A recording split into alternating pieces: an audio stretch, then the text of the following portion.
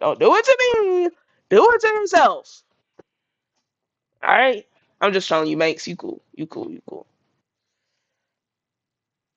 Just telling. Just telling. Imagine being able to build an app with your name on it, just by thinking about it. Meet Base 44, a complete AI creation platform. Describe what you want, and watch. Bro. This is the CEO of the parent company of Trader Joe's and Aldi. He has just finished work and What did he do to anybody? Why do people want to take him out? is heading home for the day. Parked next to him is a Mercedes 280, the same model his boss is driving. But it appears to be someone else's car. His boss left earlier anyways and should long be home by now. What he can't see is that his boss is tied up in the back seat, just 3 What? meters away from him, gagged and held at gunpoint. He has been kidnapped, and this really is his car. This, right here, is the beginning of the biggest kidnapping in German history. The man in the backseat is Theo Albrecht, one of the 2 brothers who founded the global discount supermarket chain Aldi and one of the richest people in Europe. At this point in time, Aldi is already taking over Germany. Soon it'll conquer the world. Theo Albrecht and his brother will forever change the way people do grocery shopping, how much they spend on it, and how supermarkets work in general. But right now he's not thinking about business. He's thinking about staying alive. Pack die Koffer Blondie, wir fahren heute so, wie es uns gefällt. Reißt die Zelte ab, Spatz wie im Eiltempo, einmal die Welt. Von unserem Wuppertal, da geht es sowieso noch ein letztes Mal. Wir fahren ins Nirgendwo, ein letztes Mal.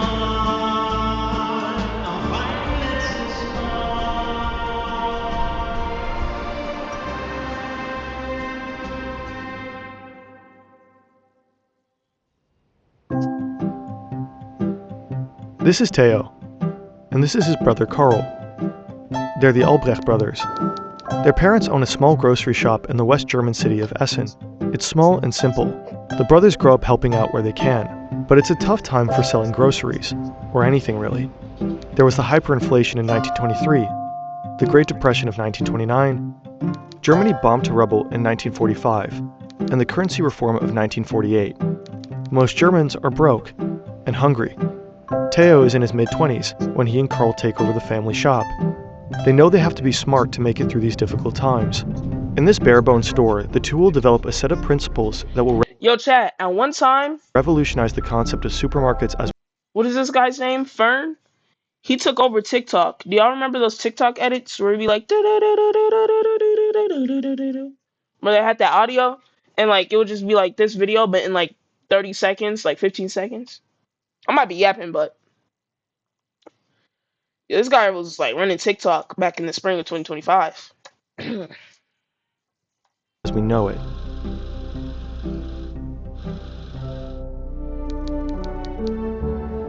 This is Hannah. She's in her early 20s and from another West German city called Dusseldorf. She comes from money, and right now she's head over heels in love with this guy. He's a bit older, as in almost 30 years older. A lawyer with a firm in downtown Dusseldorf. He too is rich. He drives flashy cars, takes luxury vacations, and somehow always wins at the roulette table. Well, almost always. Hannah will have this photo framed and put up in her bedroom. She has no idea it'll go global just a few months later. Interpol will use it for their manhunt to bring down the mastermind behind Germany's most high-profile kidnapping. Hannah's big shot lawyer boyfriend is called Heinz Joachim Ohlenburg, and right now he's got a problem. He and his partner just kidnapped one of the richest men in the country, and they have absolutely no idea what to do next. To be fair, it's their first kidnapping. Also, Ohlenburg's day job is entirely different. He forged his high school diploma to get into law school. He's been divorced twice and keeps having affairs with young women. What? These days, he's representing pretty shady clients, loan sharks, small-time crooks, and professional criminals. Now he needs cash, lots of it, and fast. 700,000 Deutsche Marks. He owes not only Hannah a couple of grand, but also a few relatives and even 2 serious felons. One of them is this guy here, Diamond Paul. His real name is Paul Kron.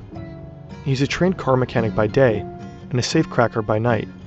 He breaks into banks and department stores and snatches their cash deposits. He got caught once and did a few years behind bars.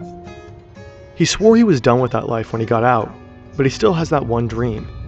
A house on the Spanish Mediterranean coast. He even has a name for it. Casa Paulo. The land is already paid for. Now he just needs the money to build it. But his day job pays less than 2,000 Deutsche Marks a month. That is, Hold on, Chad. What that needs the house money look to like? That house is Casa beautiful. Paulo. Casa The Paulo. Casa Paulo.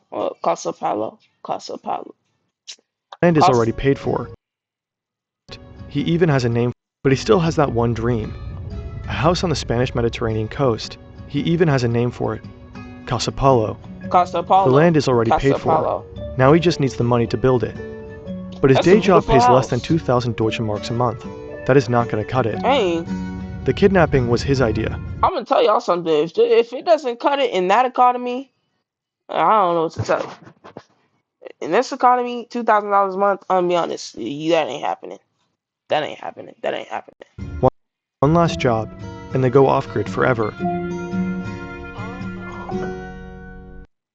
Here's the secret to getting better ChatGPT results. Ventrilo is a Chrome extension that helps you write Skip. The morning after the kidnapping, they don't know where to stash their millionaire, so Paul spent the night with him in his garage, with Theo Albrecht tied up and blindfolded next to him in the passenger seat. Albrecht's wife already knows. They called her the night before the kidnapping. Hold on, I need some They water, promised her Jack. husband would come back unharmed, as long as she stayed quiet. No cops, no press. Now they just need to figure out what to do with him. First, they need to bring him somewhere safe, quietly, so that no one will recognize him. But how do you move a hostage without anyone noticing? What do you mean so no one can recognize him? He's tied up in the front seat. Can you make it any more obvious? They weigh their options. A wardrobe trunk? Too small. A broom closet?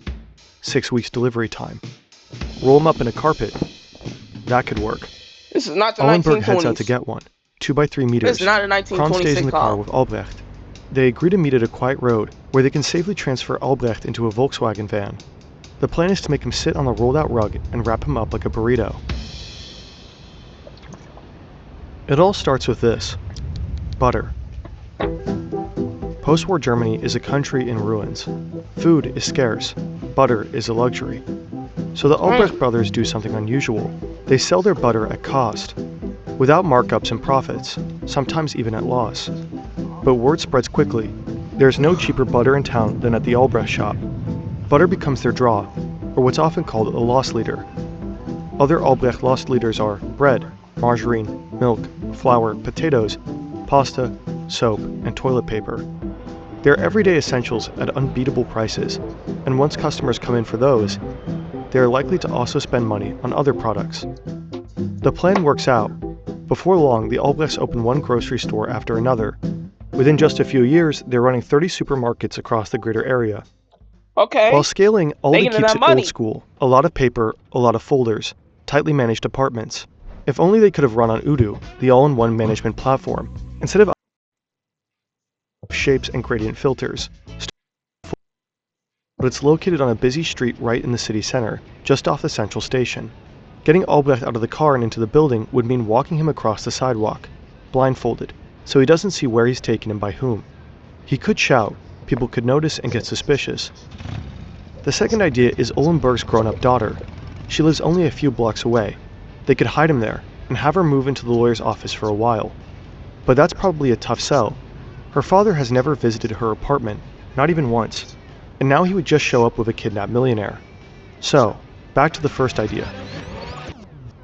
Unfortunately, Albrecht doesn't fit in the rug. What now? The hostage himself ends up pitching in. He promises to cooperate and not cause trouble. Ullenberg and Kron agree. They take off the blindfold, tape his eyes with skin patches, and give him a pair of shades. Then they walk him across the sidewalk to the building. But there's another problem. The office is packed with staff and clients who've already been waiting a while. So Ullenberg shuffles They took this man out? everyone into Why? back rooms so What that did he Kron can do? sneak Albrecht through the hallway and into Ullenberg's private room. He usually reserves it for secret dates with his younger girlfriends. The room is a cramped 4-square-meter alcove. They sit Albrecht down on the bed. Then Ullenberg goes into full gear to clear the office, rushing through client meetings and sending his staff home early. They don't mind. Hannah is worried, as usual, not because she thinks her boyfriend is a kidnapper, but because she knows he's a womanizer, constantly chasing younger women. But tonight he comes home from work on time. There's nothing special on the evening news, no mentions of a missing tycoon. Mrs. Albrecht seems to have gotten the message. No police and no press. Das ist Rentner Hugo Bansemann. Wir fragten ihn in seiner Wohnung, warum kaufen Sie bei Albrecht? Wissen Sie, wenn man Rentner ist, muss man mit dem Pfennig rechnen. Und ich kaufe bei Albrecht ein. Ich kaufe dort immer ein. Man bekommt mehr für sein Geld und ich kann mir hin und wieder eine Pulle extra leisten. Kaufen Sie bei Albrecht. Zu Ihrem Vorteil. Karl Albrecht steps onto a small stage. He's about to give a rare public speech. He talks to fellow grocers about how he and his brother grew their business from 1 to 30 stores within just a few years. It'll be the first and last time he publicly explains the Albrecht business model. Looking back on our operations, I see that in the early days, we were forced to keep a small product range. The sales strategy includes only fast-moving consumer goods. The limited product range eliminates time-consuming consultations for our staff, and customers can decide much faster to either buy or not buy. For example, we don't carry loose jams, fresh fruits and vegetables because they slow down sales. We also skip canned fruits and vegetables and specialty items like mayonnaise, pickled herring, herring salad and so on because of turnover speed. We carry only one variety of each product. For legumes, we have just one type each, so only one kind of beans, one kind of lentils and one kind of rice. For shoe polish, we only carry Erdal. For toothpaste, only Blendux and only Sigella. So they basically selling military food rations. But they getting their money though. I agree with them. It's probably because the food at that time was so expensive. They have a food shortage. It's not like Walmart. We used to get like tons and tons and tons of fresh produce. Of floor wax and cans. So for brand products, we only ever carry the best-selling brand. We have followed this principle of small product ranges at low prices since 1950. The customer must believe they cannot buy cheaper anywhere else. Once that belief is in place, and I think we achieved just that, customers will accept about anything. This is Pod 5, the first fully immersive sleep system. Pod 5 features a new... Theo Albrecht spends most of his confinement sitting on the bed in his undershirt and briefs. He gets bread rolls for breakfast, steak with potatoes and beans for lunch, and coffee and pastries at tea time. The kidnappers offer him a warm meal for dinner, but he just wants sandwiches and mineral water. Every 2 days, he gets a hot bath and fresh underwear. He's allowed to shave with one of the kidnappers' razors. They took his suit and shirt to a dry cleaner, so it'll look decent on the day of his release. His captors dictate letters for him to write to his wife. Dear Silly, you have heard from me by now. I want to assure you again that I'm doing fine and that I'm being treated fairly. Please don't worry. No, this man's captured. He's in the gulag. You need to rescue him. We need to send in Captain Price immediately. Everything will be okay. I beg you not to call the police at any circumstance and to... He needs help at this moment. We need to call the SWAT, National Security Guard, Security Guard, National Guard, French Foreign Legion, the Navy SEALs, Delta Force, Army Rangers. We need to call on all the branches of the military. All right? This man is in deep danger. Not involve the press. I'll explain the terms. Get News 5, Channel 5, ABCmouse.com. Get all the ABCs, bro. We need all the news coverages. Of my release later. Much love, your Theo. 4 days in, and the kidnappers still haven't addressed the ransom. Ullenberg keeps dodging the topic, saying it makes him uncomfortable.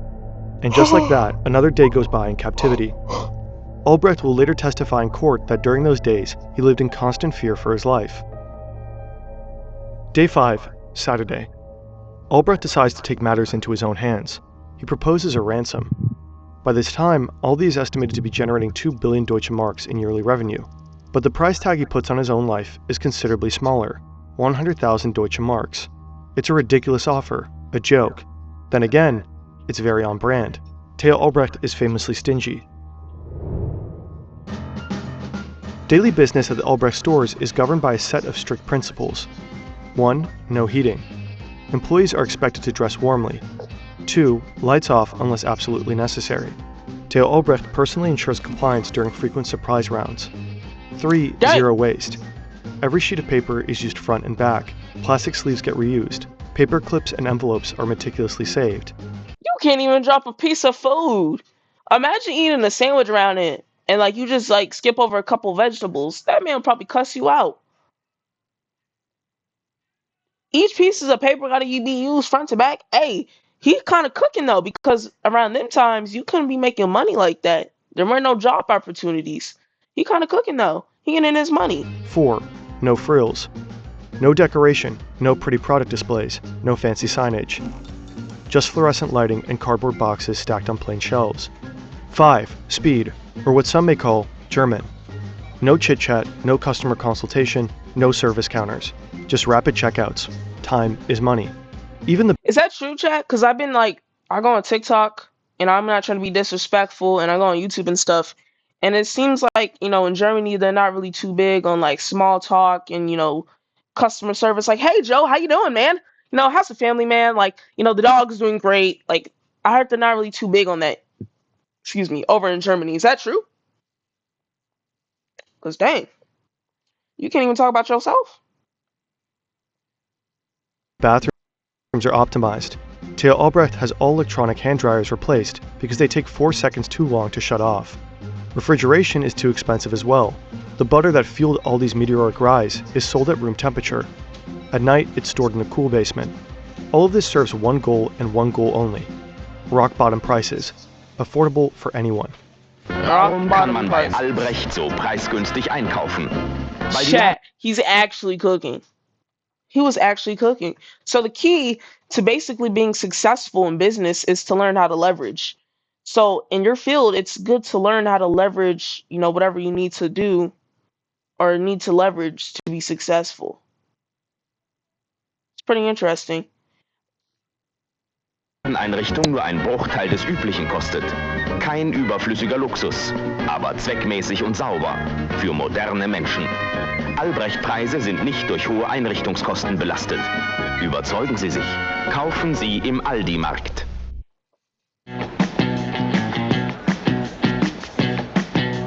Yeah.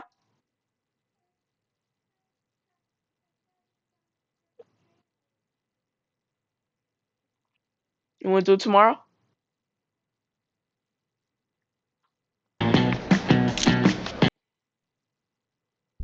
The Albrecht grocery business eventually turns into Aldi, the discount giant that's also behind Trader Joe's. And Aldi becomes a force of nature, a retail machine that leverages its market power to squeeze suppliers and farmers for ever lower prices. The Albrecht brothers earn a reputation as brutally efficient negotiators. But right now, Theo Albrecht is not the one negotiating from a position of power. The guys across the table have a gun, and they're threatening to kill him. They flat out reject his initial offer. Ullenberg knows exactly how rich Albrecht is. He read about it in a book. That's how they picked him up in the first place.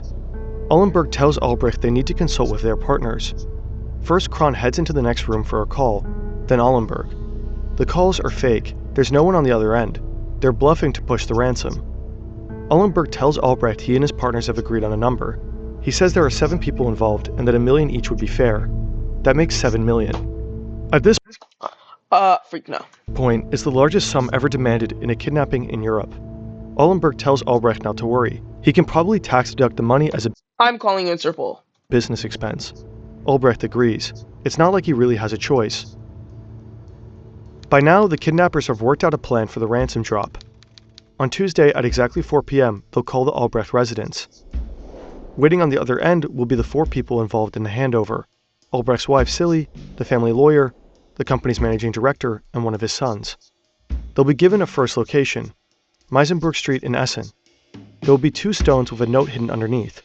The note will lead them to another location, where they'll find another note with another direction. The same thing will happen 2 more times. The final note will read, Continue along the B288 toward Essen. Pull over at the parking lot near the Ruhrtal Bridge and use the deposited radio transmitter. Press the right button to say, Theo, come in please. Then follow the instructions you'll receive over the radio. Kron will guide them via walkie-talkie to a path in the woods. There they're supposed to drop the money and leave. When the coast is clear, Kron will grab the ransom, and Albrecht will be released at Frankfurt Airport. They'll tell him they're leaving the country. Albrecht is told to board a plane back to Dusseldorf. Once he lands, he's a free man, and the kidnappers will have supposedly fled somewhere far away. It's a solid plan. Even Albrecht feels a bit relieved. Essen Police Headquarters. These are the 4 people awaiting the instructions for the ransom drop. At least they're supposed to look the part. They're actually 4 undercover detectives. They've been disguised by theater makeup artists. One of them is dressed as Mrs. Albrecht and wearing a wig. Underneath the costumes, they're hiding bulletproof vests and guns. They're standing by and waiting for the signal. They had that back in the early 1900s. Kron makes the call to the Albrecht residence. He says hello. I ain't gonna lie, chat. Back when I was in kindergarten and preschool, I used to think dinosaurs existed before the year 2000. I think back in the 1900s, yeah, when I was in preschool, I thought dinosaurs existed. I'll be honest, chat. I thought life started in 2000, and then before the year 2000s, there was dinosaurs roaming around. I ain't gonna hold you. I thought the 1900s just was like people roaring and stuff with dinosaurs. And then I just thought your stomach was like an empty container. It was like a basement. It was so weird. Like I don't know. Must be the water. This is when I was in preschool. And is about to give the first set of instructions, and immediately gets cut off. Mrs. Albrecht was the one supposed to answer the call, but it's the family's lawyer on the line. Please listen carefully. I have a brief but important statement to make. The conditions you have set are unacceptable. Money is the only viable exchange for the hostage. Since you demanded an unusually high amount of ransom money, we had to notify the state central bank. They in turn informed the police, and the press is also aware of the situation. We must act quickly now. Name a drop location and a reasonable amount. You will have our word. You will receive the money and be given enough time by the police to disappear. Police and the press. That's the worst case scenario. Kron rejects and hangs up. The Albrecht family and the investigators are startled too. They've spooked the kidnappers and lost their trust. Theo Albrecht's life is still very much on the line. What now? This is Franz Hengsbach. He's the Bishop of Essen, and this is the city's chief of police. He desperately needs someone neutral that everyone can trust. The police, the family, and most importantly, the kidnappers. Someone who can be handed 7 million Deutschmarks and promise the kidnappers not to set them up. The plan is to use the Christian seal of confession. According to German criminal law, clergy are not obligated to report crimes they learn about during spiritual counsel. This will hopefully give the kidnappers a bit more assurance. Maybe they really can walk away clean. Which is why Bishop Hengsbach shall handle the money handoff and save Theo Albrecht's life. Hengsbach is a man of faith. Of course he agrees. The kidnappers also agree to the plan. Technically, everything is set for a clean and smooth handover. Technically. The press has known about the case for a while now, and agreed to keep quiet upon police request. But when they find out about the bishop becoming the middleman, they can't resist any longer. It's just too good of a story. Way too good. The Essen police and prosecutors. That's like asking a dog not to play with the chicken bone. Like, what you think was going to happen? You put a chew toy right in front of a dog and told him not to chew on it. He gonna chew.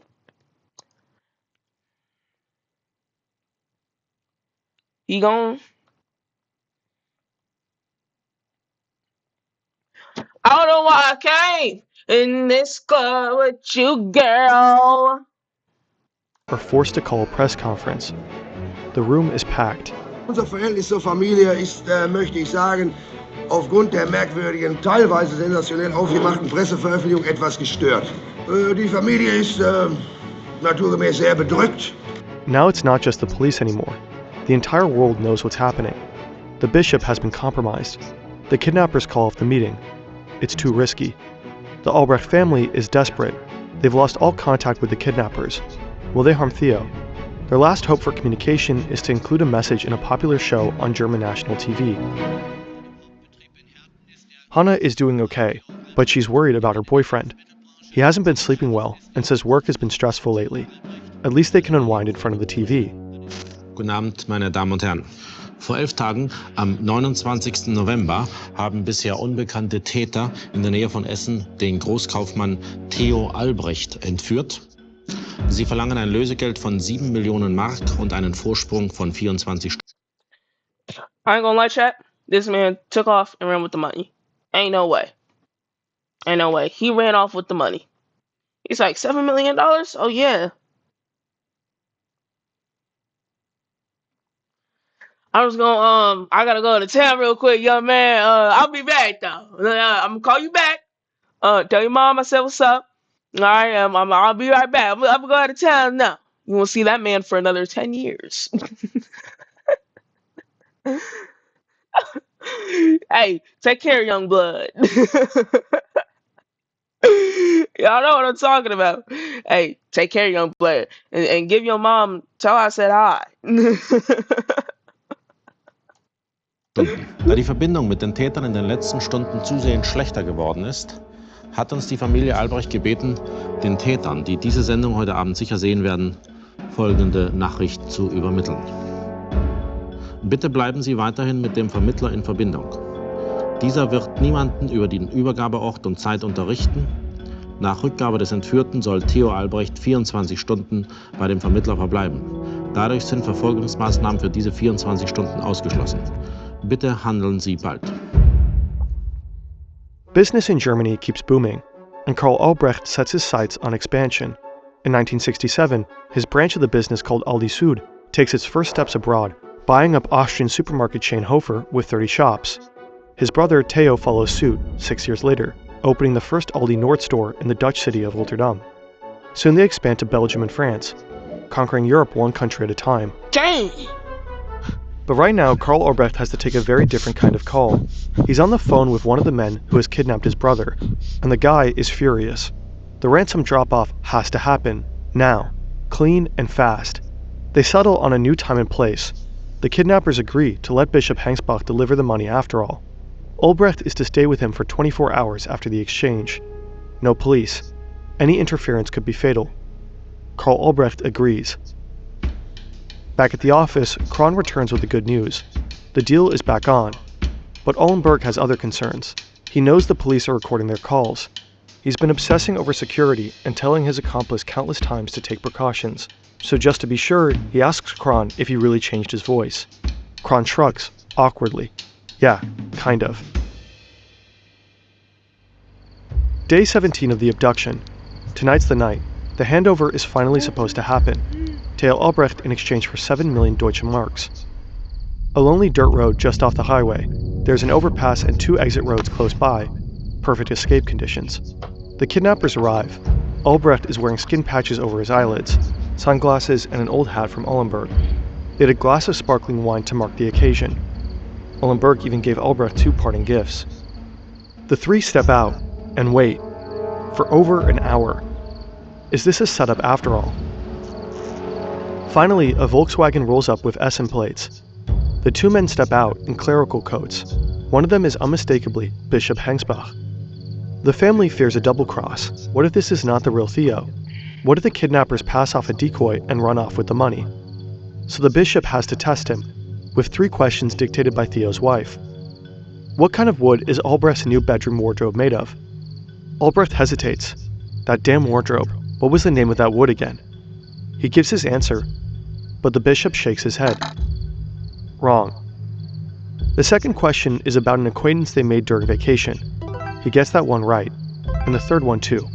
All right, close enough. What kind of wood is Albrecht's new bedroom wardrobe? This has to be the real Theo Albrecht. The bishop and his driver get the money from the car, 7 million Deutsche Marks in cash, wrapped like Christmas presents. Ullenberg and Kron wish them Merry Christmas, hand over the Aldi founder, and vanish. No one follows them. They did it. They're now multi-millionaires. And Germany's most wanted criminals. In welcher Verfassung sind Sie vorgestern entlassen worden? Also ich bin gesund. Ich bin natürlich sehr, sehr müde. Es hat mich ziemlich strapaziert. Hatten Sie während der Zeit der Gefangenschaft daran geglaubt, dass dieser Fall gut ausgeht? Also ich habe die Hoffnung nicht untergehen lassen. Haben Sie mit den Entführern Gespräche führen können über menschliche Dinge oder nur über die Tat? Ich habe praktisch kaum mit den Entführern gesprochen. Theo Albrecht is a free man. 17 days after his abduction, he's finally back. He just keeps doing what he does best, expand his empire. In 1979, he sets his sights on the US market and buys Trader Joe's. Then he enforces the same principles that made Aldi so successful: a limited product range, strong private labels, and aggressive pricing. The formula works. Trader Joe's grows from a quirky Californian chain into a nationwide cold supermarket with hundreds of locations and billions in revenue. His brother had already opened the first US Aldi store 3 years earlier. Theo operates under the banner of his branch, Aldi Nord, and Carl under Aldi Süd. They're technically competitors, but with different customer bases. Today, Aldi is the fastest growing grocery retailer in the US. Aldi is everywhere. And the main reason people shop there is the same as ever. Unbeatable prices. Aldi doesn't play pricing games on USDA choice beef. They have low prices every day. Hannah is waiting for her boyfriend. She's packed his suitcase. He said he was going on vacation without her. And now he's late. Maybe he's seeing someone else. Means? When he finally gets home, his shoes are soaking and his pants are covered in mud. How would you get your pants that dirty at a downtown office? But Allenberg can't exactly tell her that he Wait, hold on! just pulled off a spectacular kidnapping, and that his pants are dirty because he just buried 1.5 million Deutschmarks in the woods. So he just says nothing. His thoughts are already elsewhere anyway, with his other girlfriend, his one true love, the woman he plans to run away with, all the way to the other side of the world, where they'll use that money to start a new life. But Hannah will soon find out what those dirty pants were really about. Paul Kron is at his sister's house. Her husband is there too. They're having coffee and cake and the TV is on, with sound. Da handelt es sich zunächst einmal, meine Damen und Herren, um ein Gespräch zwischen einem Familienmitglied und einem der Entführer. Bitte hören Sie einmal zu. So it's true. The police really did record the phone call between Kron and Karl Albrecht. Now the city's district attorney is playing it to the German press. He's hoping to get help from the public, that someone out there will recognize the kidnapper's voice. Wir können das Geld ja nur hier irgendwo im Kohlenpott in Empfang nehmen. Ja, nein, hören Sie zu. Und dann, Herr Dr. Meier. Herr Dr. Meier. Ja. Merken Sie denn nicht, dass wir den Bruder haben wollen und bereit sind, das Geld zu geben? Wissen Sie, Ihr Bruder verliert langsam die Nerven. Ich verstehe das. Er möchte gerne nach Hause. Ich verstehe das. Er kann nichts anderes tun als schreiben. Kron's sister instantly recognizes her brother's voice. No doubt about it. He's the Aldi kidnapper the entire country is looking for. That's a tough thing to explain over coffee and cake. Kron doesn't even try. He just gets up and leaves. Hannah recognizes the voice too. Ollenberg has invited Kron over for dinner many times. She knows exactly who that is. A small electronics store in Dusseldorf. The shopkeeper turns on the TV, just to catch a segment of a show called Here and Today. They're also playing the recording of the Aldi's kidnapper's voice, and it sounds very familiar. Just the day before, a man with that exact voice had come in to pay off his installment plan. He even bought a stereo system for 3,400 Deutsche Marks on top. The shopkeeper calls the police. Before the handoff, Why would you pay that much money for a stereo?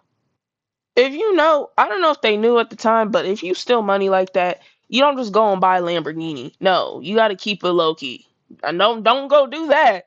But still, like it's like you make it obvious if you steal $1 trillion and then I see you the next day in a freaking $1.5 million chain, $1 million car, and a $1 million house. Buddy, didn't you just tell me that you were just? How'd you get all this? You didn't get on that salary. Where did you get the money? You can't just do that. Investigators had written down the serial numbers of all 500 Deutsche Mark bills in the ransom bundle. 3 of those bills were used in the electronics store. It's a match.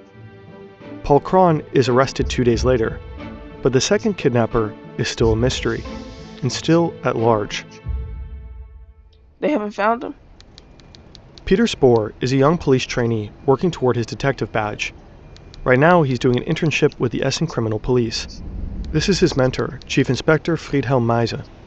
They're sitting in a lawyer's office on the 4th floor of the Graf Adolf Street 45. It's run by the lawyer representing Paul Kron. It's not exactly a hot lead for the 2 policemen. The more exciting assignments had already been snatched up by others. There's a pub downstairs on the ground floor of the building. Good cops think strategically. So first a beer, and then a plan. Theo Albrecht never knew where exactly he had been held, but he told the police every detail he could remember. An elevator in the stairwell, a narrow bathroom with a double sink and a broken extractor fan, the sound of streetcars passing by, and a bell chiming at regular intervals. The policeman sees a streetcar passing by outside the lawyer's office. Then they hear the church bell of a nearby convent, just like in Albrecht's description. They peek into the building's stairwell. Bingo, an elevator. So they check out the construction plan from the city's building department. The bathroom is long and narrow. They get a warrant to search the office. Everything inside exactly matches Albrecht's memories. Meanwhile, Kron starts to crack. Paul Krohn hat gesungen. Bezichtigt Heinz-Joachim Ollenburg als Haupttäter der Entführung, der ihn mit 10.000 Mark abgespeist hat. Doch der Vogel ist ausgeflogen. This is Blondie, a 19-year-old legal assistant. She's waiting for her boyfriend at Wuppertal Central Station. She hasn't seen him in weeks, but he promised her something big, a luxury vacation in Mexico to celebrate that she successfully passed her training, 2 full weeks. Heinz-Joachim Ollenburg is on the run. He knows the cops have already picked up Kron. It's only a matter of time before they find out that he's the second Aldi kidnapper. Ollenburg and Blondie have known each other for over a year. When she's Also, make sure, if you are on YouTube, to hit that like button, subscribe. Hit that like button, subscribe, share, and comment. And make sure to enjoy this content. Spent a few months working from the US. He started killing time with Hannah, but his heart always belonged to Blondie. They're madly in love with each other. Now they're on their way to Frankfurt Airport. Back in Essen, Hannah has no idea. She's alone at home when suddenly the police is at her door. They're looking for Ollenburg. They seize this photo. It will become the official manhunt photo. Once they realize Ollenburg has left the country, the case goes global. The picture is sent to Interpol and investigators in over 100 countries. Ollenburg is now one of the most wanted men on the planet.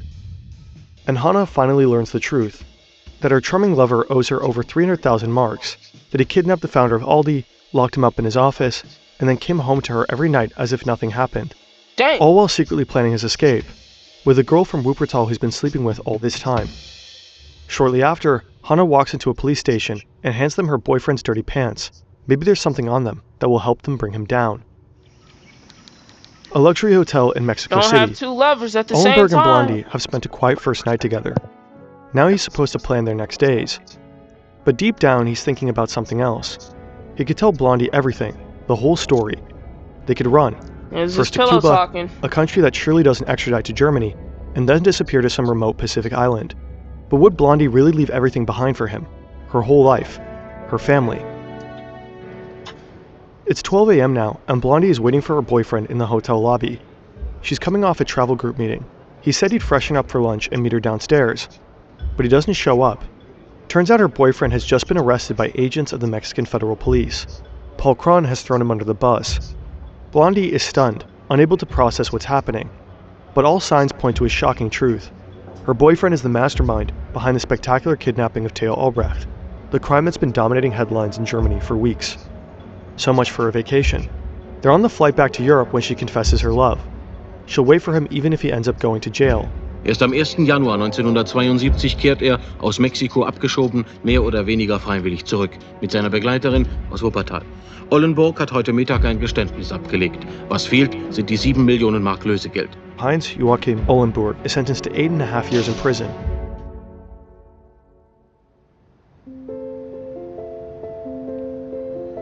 Aldi stands for a promise. We'll do everything we can to make sure you pay as little as possible.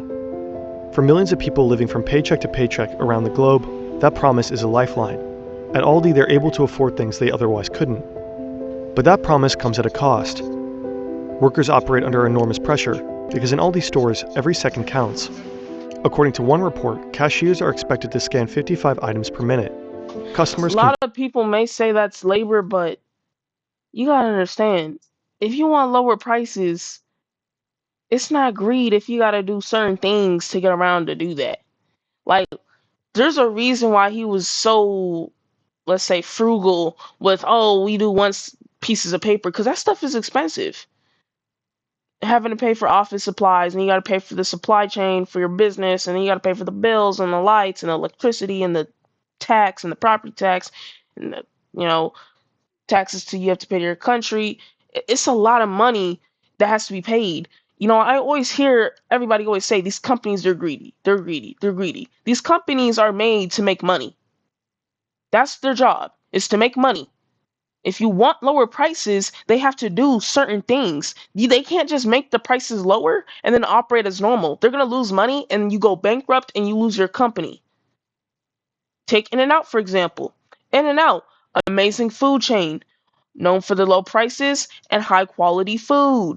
Recently, they have to up their prices because of the economy and the food chain supply issues. There's nothing wrong. They're not greedy for that, but it's all about marketing and running a business. I sold chips a couple years ago. I sold snacks at school. My main expense was resupplying. That stuff was expensive. I didn't like it. I didn't like paying to go resupply. I like getting paid. That stuff was fun. But I didn't like paying for the resupply. And this is what these companies they have to do. These companies have to make money. I always hear everybody shame business people. On a day-to-day basis, people do this. These companies are just making sacrifices. Yes, the good thing about Aldi is you have lower prices for good food. All right? But a lot of people need to understand what comes with that. You can't just have good food, lower prices, and you just do the same thing as Whole Foods. You go broke. You got to make money. If you make a certain amount of money, but you're spending this much money, you're going to have $0. If you make $24 and you spend $23, you're going to have no money. So y'all need to understand from a business mindset and stop being so emotional when it comes to, business and companies, because this is how stuff works. You can't just be so lenient in business. You will get eaten up. You gotta have some nuts about yourself. You gotta have a chest. You gotta do something. You gotta be confident. You can't just, oh, I'm gonna do that, I'm gonna do this, I'm gonna be nice in business. No, there's no being nice in business. It's my way or the highway. You either show up or you getting kicked out. What you want to do? It's up to you. This way or this way. You coming or you going? That's how you gotta be in business, or you'll get ran over. So please, when you see stuff like this, understand that there's a certain quota that these companies have to make to be able to do this, to be able to be certified in. Oh, you only need to pay these prices for the customers. This is what I mean. Nobody will ever be happy. You make the customers happy, then the workers are complaining. You make the workers happy, the customers are complaining. You do both, somebody's still complaining.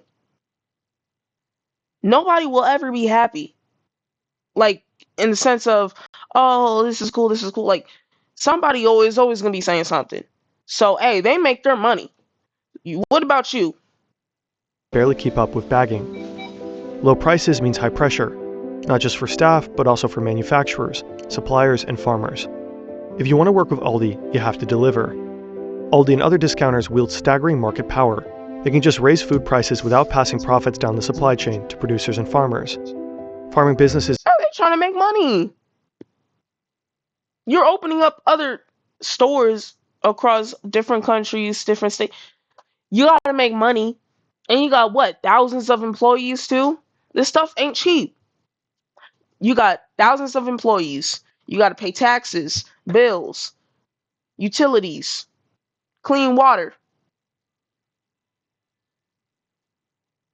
You actually gotta pay for the food. You gotta pay for advertising. There's a lot of stuff that goes into this. It doesn't, you don't just get the store and you're done. No. It's called business.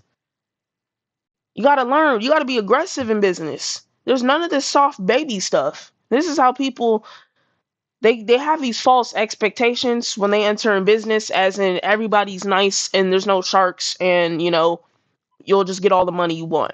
You gotta fight for it. It's honestly dog eat dog, man eat man. If you look at the history of business and a lot of people who've been in entrepreneurship, you will understand that a lot of these ideas were stolen.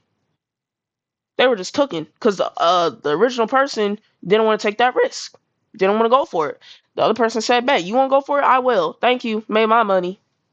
What you want to do? That's how you gotta be in business. I'm serious. You get eaten up.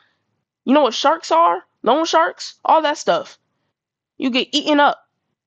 In business, you are surrounded by nothing but sharks. So you gotta out-shark them. You gotta eat them. You gotta cut their fins off, throw them in the bottom of the ocean. No, either do this or you out of here. If the customer's mad, well, don't shop here. I'm joking, 50% off. But you know what I mean? Like, don't shop here. If the worker's mad, don't work here. Joking, you get a raise. But yeah, that's what I meant. Like, what y'all expect these companies to do? That's all I'm saying. In particular, have long been criticizing unfair business practices. Many say they're at the mercy of the retailer's whims. Theo Albrecht's brilliant and often brutal methods made him one of the richest people on Earth. He ranked 31st on the corresponding Forbes list by the time he died. The kidnapping left a mark, though. Albrecht pretty much disappeared from the public after that. He really did try to write off the ransom as a business expense. The tax office in Dusseldorf declined. Half of the ransom money has never been recovered. Kron claimed he only ever got 10,000 marks. Ollenberg also played dumb, but some believe he lived off the rest of the ransom after having served his time. Whether Blondie really waited for him all those years, we may never know. I'll be honest, chat. They made that ransom money back. Two brothers, they easily made that back. Times.